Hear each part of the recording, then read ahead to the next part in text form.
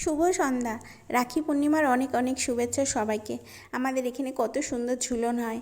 ঝুলনে এসে প্রথমেই গোপালকে দোল দিয়ে নিচ্ছিলাম, তারপরে চলে আসলাম অন্য একটা প্যান্ডেলে। এখানে এসেও দেখি কত সুন্দর গোপাল, কত কিউট। আর গোপাল তো কিউট হবেই, তাই না? এই গোপালকেও একটু দোল দিয়ে নিলাম। আর গোপালের পেছনে দেখো ওপরের দিকে, ওদিকে হয়েছে রাধাকৃষ্ণ যুগল। আর এই পাশে হচ্ছে কৃষ্ণকে ওই যে বেদ তীর মেরেছিল না, সেই দৃশ্যটা। আর এ পাশে হচ্ছে ব্রহ্মা, আর ওইদিকে বিষ্ণুদেব। আর মধ্যেখানে তো রাধাকৃষ্ণর ঝুলন, মানে রাজযাত্রা বলে ওটাকে, ঝুলন হচ্ছে। তারপরে চলে আসলাম অন্য আরেকটা প্যান্ডেলে।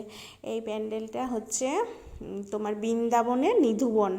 এখানে রাধাকৃষ্ণ দোল খাচ্ছে আর ললিতা বিশাখা দোল দিচ্ছে। আর এপাশে হচ্ছে গণেশ শিবের মাথায় জল ঢালছে। আর নিচে হচ্ছে গৌর আর নিতাই, রাধাকৃষ্ণের লীলা আর কি। আর সামনে আছে আমার কিউট গোপাল, কত সুন্দর। আর এই গোপালের দিকে একভাবে চেয়ে আছি, এত মিষ্টি। তারপরে আসলাম আর একটা প্যান্ডেলে। এই প্যান্ডেলে এসেও গোপালকে একটু দোল দিয়ে নিয়েছিলাম। তারপরে সুমির তো খুব ভালো লেগেছে, ও দোল দিয়েই যাচ্ছে, ও তো যেতেই চাচ্ছে না এখান থেকে। আর ফাঁকা রয়েছে তো, খুব মজা করেই দোল দিচ্ছে।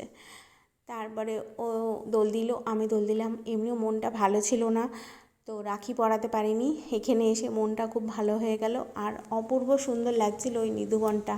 তোমাদের কেমন লাগছে আমি জানি না, আমার খুব ভালো লেগেছে।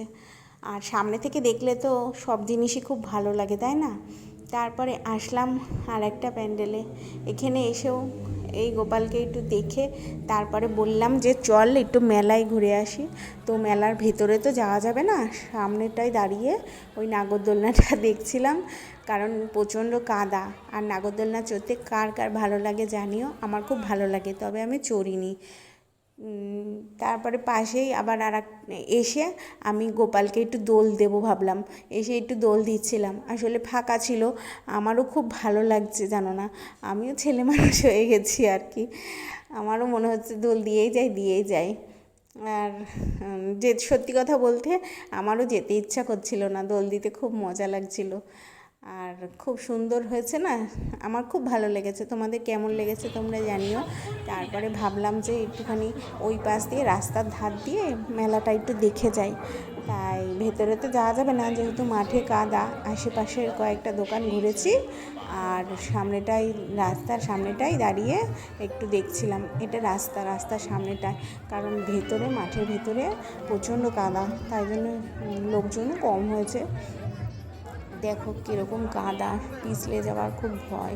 আর পা আটকে আটকে যাচ্ছে, এত কাদা। ওই যে একভাবে কয়দিন বৃষ্টি হলো না, তার ফল এটা। এই দেখো কীরকম কাদা, চলা যায়? স্লিপ করার ভয় না বলো?